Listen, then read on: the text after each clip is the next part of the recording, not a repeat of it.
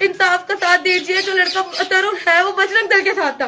बजरंग दल को सिर्फ एक मौका मिला हिंदू मुसलमान करने के लिए, जो कि हिंदू मुसलमान की तो लड़ाई नहीं थी। हिंदू मुसलमान की तो लड़ाई नहीं थी ये वाली, जो जिसको टारगेट बनाया गया कि हम इसको हिंदू मुसलमान में बदल देंगे। ये कहाँ का इंसाफ कहता है कि आप एक ही इंसान को, एक ही धर्म के लोगों को टारगेट करो।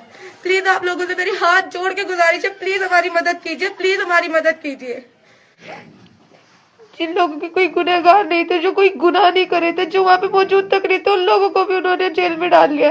मेरे पापा, मेरे चाचा, मेरे मामा लोगों को भी उन्होंने जेल में डाल लिया, जिनकी कोई गलती ही नहीं थी। आज वो बजरंग दल के साथ था, बजरंग दल का मेंबर था, इसलिए उसको इतना सपोर्ट मिल रहा है जिसमें गलती भी नहीं है जिसकी, और उसको इतना कोसा जा रहा है। हमें हमारे को इतनी तकलीफें दी जा रही है जिसमें हमारी कोई गलती भी नहीं है।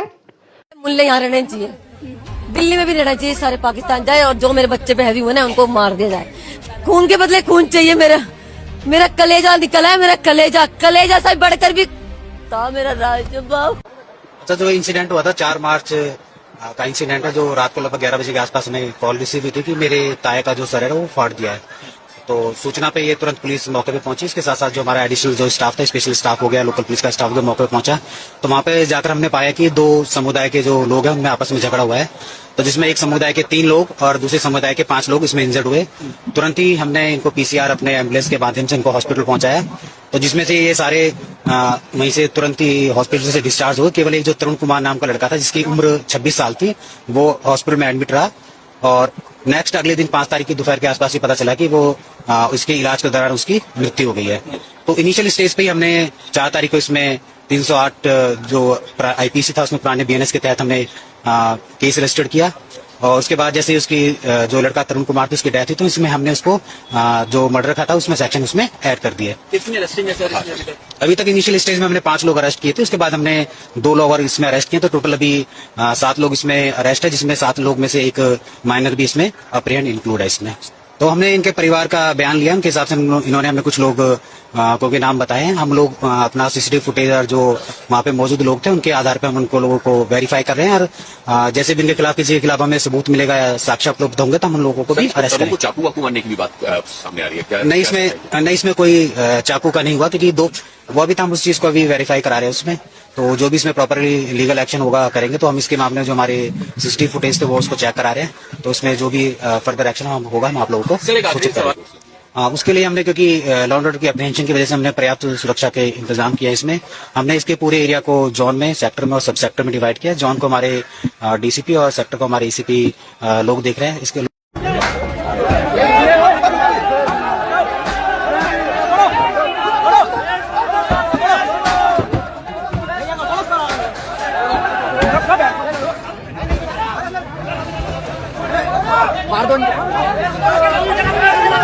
कोई कार्रवाई नहीं होगी, चलाओ चलाओ।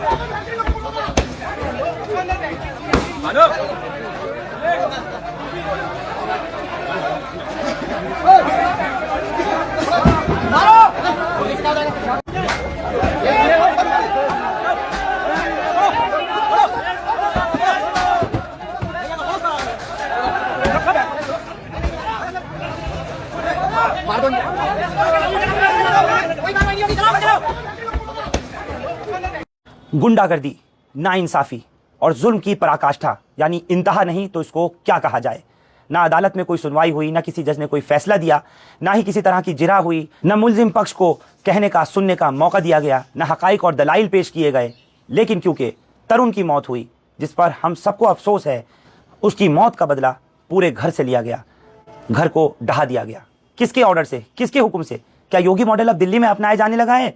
रेखा गुप्ता जो दिल्ली की मुख्यमंत्री हैं, अब उनके पास में कुछ और चारा नहीं है मुसलमानों का, जहां कहीं भी अगर देखे तो घर ढहा दिया जाए। मुल्जिम अगर मुसलमान है तो उसका घर ढहा दिया जाए, हो जाएगा इंसाफ। कहीं कोई कहने सुनने की ज़रूरत नहीं है, कोई अदालत कचहरी की ज़रूरत नहीं है, किसी जज के पास जाने की ज़रूरत नहीं है। मुसलसल एक तरफा रिपोर्टिंग हो रही है, कोई न्यूज़ चैनल जाकर के इसकी गहराई में नहीं जा रहा था। लेकिन जब पुलिस ने बयान दिया और पुलिस ने कहा कि उत्तम नगर मामला हिंदू मुस्लिम नहीं है, बल्कि ये पहले से चलता आ रहा झगड़ा था, 2 समुदायों के बीच का मामला नहीं बल्कि 2 पड़ोस के बीच का मामला था, एक हिंदू परिवार था और एक मुस्लिम परिवार था, इनके बीच का झगड़ा वो इतना बड़ा विवाद ले लेगा, ये पुलिस ने नहीं सोचा था, किसी ने कभी नहीं सोचा था। उन्वादी भीड़ के जरिए या ऐसे लोगों के जरिए जिनका हकीकत में कोई धर्म नहीं है, जो ना हिंदू है ना मुसलमान है, ऐसे लोगों के जरिए मुसलमानों को जिन्हें मारा गया, आमिर नाम के 28 साल के लड़के को मार डाला गया। इसी तरीके से 65 साल के बुजुर्ग अब्दुल सलाम को मार दिया गया। उस हद तक पीटा गया जब तक कि उनकी जान नहीं निकल गई, मर नहीं गए, मुसलमान थे। रोशन खातून का किस्सा अभी पिछले कुछ दिन से ही सामने आया। देखा आपने क्या हुआ, किस तरीके से शराब में पेशाब तक मिला करके पिलाया गया। रोशन खातून मुसलमान थी, मार डाली गई। उनैस खान, आमिर, रोशन खातून, अब्दुल सलाम और ना जाने बहुत सारे, इनको कत्ल करने वाले कातिलों के घरों पर क्या बुलडोजर चले हैं? नहीं चले हैं। दोहरा मापदंड, डबल स्टैंडर्ड, हिंदुओं के लिए अलग कानून, मुसलमानों के लिए अलग कानून, ऐसा प्रतीत होता है। ये जो खुशबुएं हैं, ये एहसास है, नजरों से उछल मगर रवैयों में बेपनाह उतर आती है, रूह की गहराइयों में समा जाती है। ये वही खुशबुएं हैं जो एहसास बनकर हमें खुद से रूबरू कराती है। क्या है ये रूह को छूती खुशबुएं? महज एक ख्याल, शायद एक एहसास। जमजम परफ्यूमर्स। दिल्ली देश की राजधानी, जहां सुप्रीम कोर्ट भी है, जहां हाई कोर्ट भी है, दुनिया के सबसे बड़े लोकतंत्र का वो मंदिर है, पार्लियामेंट जहां से चलती है, जहां राष्ट्रपति, जहां उपराष्ट्रपति, प्रधानमंत्री, गृह मंत्री सब यहीं मौजूद। और इसी दिल्ली के उत्तम नगर में वो हुआ जो आप और हम सोच भी नहीं सकते। कुछ दिन पहले ही इसी दिल्ली में, नंद नगरी में, जिस तरह उमरदीन मारा गया, क्या उसके लिए आवाज़ उठाई गई? उसके कातिलों के घर पर, सुनील के और सरदार सिंह के घर पर क्या वहां बुलडोजर चलाए गए? नहीं चलाए गए। पिछले पूरे 5 दिन से पूरे दिल्ली समेत देश भर में, सोशल मीडिया हो या फिर नेशनल मीडिया, अखबार हो या फिर रेडियो, हर तरफ उत्तम नगर, उत्तम नगर, उत्तम नगर और उत्तम नगर चल रहा है। वहां पर तरुण की मौत हुई, बिल्कुल गलत हुआ, लेकिन उसके पीछे के जो हालात हैं, उसके पीछे की जो वजूहात हैं, क्या उसको नहीं समझना चाहिए था? रंग दूसरा दे दिया गया, हिंदू मुसलमान कर दिया गया। अब कोई कहने सुनने वाला नहीं है। क्या अब कानून की, पुलिस की, एडमिनिस्ट्रेशन की, जजों की, कचहरी की, कोर्ट की अब कोई ज़रूरत बाकी नहीं बची है? इस घटना से यही जाहिर होता है। उपद्रवी किस तरीके से पत्थर बरसाते रहे, रंगरेज के घर पर पथराव करते रहे, तोड़फोड़ करते रहे और पुलिस मुखदर्शक बनी रही, तमाशबीन बनी रही, कुछ नहीं किया गया। आगजनी की गई पुलिस के सामने, तब कुछ नहीं हुआ।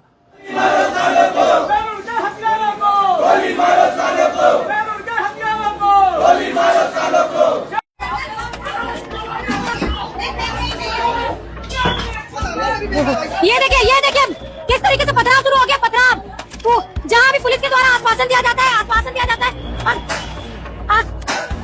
ये देखिए दंगे। कौन लोग हैं जी?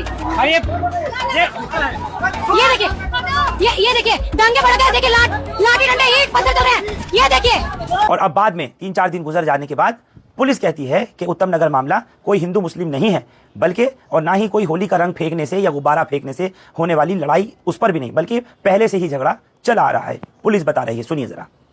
वो फैमिली है, दोनों ही आपस में आस पड़ोस में रहते हैं, आमने सामने घर है, तो उसमें दोनों ही फैमिलीज के अलग अलग जो समुदाय उनके काफी फैमिली उनके लोग रहते हैं। तो ये लोग, दोनों फैमिली एक दूसरे को लगभग 50 साल से जानते हैं। ये मूल रूप से राजस्थान के रहने वाले हैं। इससे पहले ये जो राजेंद्र नगर का जो स्लम्स था वहां रहते थे, बट 2004 के बाद से ये यहाँ पे शिफ्ट हो गया है। तो इंक्वायरी के दौरान ये भी पता चला कि जैसे पड़ोसी के बीच में जो नॉर्मल होते रहते हैं इसमें कि पार्किंग को लेकर झगड़ा, नॉट ए कम्युनल, तो वो भी पहले होता आया है। तो इसमें जो झगड़ा हुआ इनके जो बेसिकली बाय हैंड हुआ, और बाकी इसमें ये भी आया कि जो तरुण के चोट लगी तो जो लाठी थी उसके मारने से। दुनिया की सबसे बड़ी जमहूरियत, डेमोक्रेसी, हमारे इस देश भारत का कानून मर चुका है। क्या यहाँ की अब अदालतें, क्या यहाँ के अब जजेस पर किसी को कोई भरोसा नहीं रहा, या अब उनका कोई काम नहीं रहा? अदालतों पर क्या अब ताले डाल देने चाहिए? ये चंद सवालात हैं जो इस वक्त लोगों के जहन में घर कर रहे हैं। दरअसल वेस्ट दिल्ली के उत्तम नगर में जिस तरीके से पिछले 5 दिन से हम लगातार देख रहे हैं, जो वहाँ पर तांडव मचा पड़ा है तरुण की मौत को लेकर के, उसने यकीनन लोगों को सोचने पर मजबूर कर दिया कि आखिर ये किस तरह का डबल स्टैंडर्ड है, आखिर ये देश में क्या होता जा रहा है। पीड़ित अगर मुस्लिम है तो उसकी कोई सुनवाई किसी कीमत पर कहीं नहीं होगी। जांच के लिए भी इंतजार किया जाएगा, अदालतों में लंबी लंबी तारीखें होंगी, सुनवाई के लिए मुद्दई सुस्त और गवाह चुस्त वाले कारनामे सामने आएंगे। पता नहीं क्या क्या हो रहा है। उत्तर प्रदेश के योगी का मॉडल अब ऐसा लगता है दिल्ली में रेखा गुप्ता की सरकार आने के बाद से यहाँ पर पहुँच गया है। अब दिल्ली में योगी मॉडल अपनाए जाने लगा है, और बुलडोजर वो तो बिल्कुल तैयार खड़े रहते हैं। सिर्फ किसके घरों के लिए? मुसलमानों के घरों के लिए। क्या अभी तक इस बात का फैसला हो गया था गलती किसकी थी किसकी नहीं थी? लेकिन सिर्फ तरुण की जो मौत हुई, हालांकि हम मानते हैं बिल्कुल गलत है, कतई नहीं होना चाहिए। लड़ाई झगड़ा एक हद तक ही बर्दाश्त किया जा सकता है, लेकिन इतना ज़्यादा कि उसमें किसी की जान ही चली जाए, किसी की माँ का लाल ही मर जाए, पूरी संवेदनाएं तरुण के परिवार के साथ में। लेकिन क्या हम दूसरी तरफ ये नहीं देख रहे कि इस मामले की, इस झगड़े की असल जड़ क्या थी? और ये झगड़ा अब से नहीं कब से चल रहा था? पुलिस खुद मान रही है इस बात को, लेकिन कब? जब 4 दिन गुजर चुके तब पुलिस ने ये बात आई जांच में सामने कि पुलिस ने माना कि ये झगड़ा पुराना चलता आ रहा है। पुलिस उस वक्त तमाशबीन बनी रही जिस टाइम में तमाम उपद्रवी घुस गए रंगरेज के घर में, पहले खूब तोड़फोड़ की, लूटमार की, वहां जो कुछ घर का सामान रखा था सब कुछ जला दिया, लेकिन पुलिस मूक दर्शक बनी हुई थी, वहां मौजूद थी। पुलिस ने कुछ नहीं कहा, नारेबाजी होती रही, पथराव होता रहा, नीचे से खड़े होकर के उपद्रवी पत्थर मारते रहे और सब कुछ करते रहे। क्यों? कि तरुण की मौत का बदला लेना था। ये होता है तरीका बदला लेने का। कचहरियां खत्म, अदालतें खत्म, जिरा, बहस, शीट, सुनवाई, हकाइक, दलाइल, सब कुछ खत्म, सबको धता बता दिया, ठेंगा दिखा दिया। जहां जहां अब भारतीय जनता पार्टी की हुकूमतें हैं वहां यही सब एक ही तरह का बुलडोजर मॉडल अपनाया जा रहा है। घर वालों की क्या खता थी? आपको मालूम है इस मामले में लगभग 8 लोगों की, जिनमें 2 नाबालिग हैं, गिरफ्तारी की जा चुकी है। घर पूरा तहस नहस किया जा चुका है, सब कुछ लूट चुका है मुस्लिम परिवार का। कहीं भी हम ये देखते हैं मॉब लिंचिंग के केसेस सामने आते हैं, मुसलमानों को भेड़ियों के झुंड मार देते हैं, लेकिन जो कातिल हैं उनके घरों पर क्या कभी आपने बुलडोजर चलते हुए देखा है? क्या कभी बुलडोजर एक्शन उनके खिलाफ होते हुए देखा है? हरगिज भी नहीं देखा होगा। दिल्ली से महज 460 किलोमीटर की दूरी पर उनैस खान नाम का एक मासूम बच्चा, रोजेदार, सिर्फ 12 साल की उसकी उम्र, घर से उसको बुला करके ले गए। मालूम है कौन लेके गए? उसके दोस्त लेके गए। बर्थडे पार्टी सेलिब्रेट करने के नाम से 2-3 दोस्त, जिसमें अभिषेक, तरुण और दूसरे लड़के शामिल थे, और उसके बाद मालूम है क्या हुआ? पॉइंट ब्लैंक रेंज से बिल्कुल सिर पर रख करके उसके गोली मार दी गई, खोपड़ी उड़ा दी गई, मौके पर ही उसकी मौत हो गई। क्या बुलडोजर चला उनैस खान को घर से बुलाकर ले जाने वाले उन हिंदू दोस्तों के घरों पर? नहीं चला।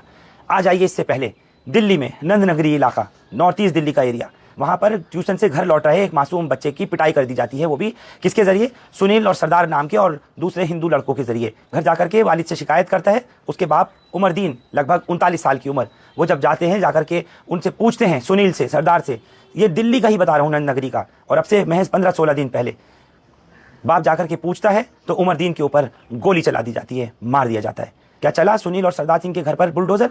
नहीं चला।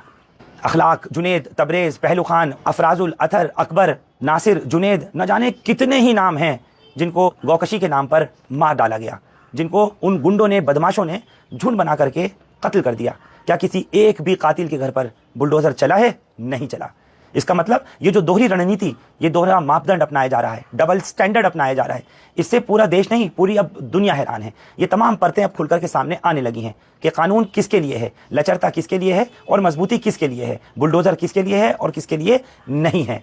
लेकिन मैं सिर्फ ये आपसे पूछ रहा हूँ, यही का अगर अपोजिट हो, जो ये हुआ है मेरे बच्चे के साथ, अगर उनके बच्चे के साथ होता तो आप होते, झंडे होते, बुलडोजर होता और मेरा घर, आप भी होते तो डंडा हमारे सारे परिवार के और जो मेरे रिश्तेदार हैं सबको आप डाल, पूरे मोहल्ले को। ये मैं आपको देखिए, आप न करते तो आपसे करवाया जाता। आप बताइए कि अगर ये चीज मेरे साथ हो सकती है तो उनके साथ क्यों नहीं हो रही?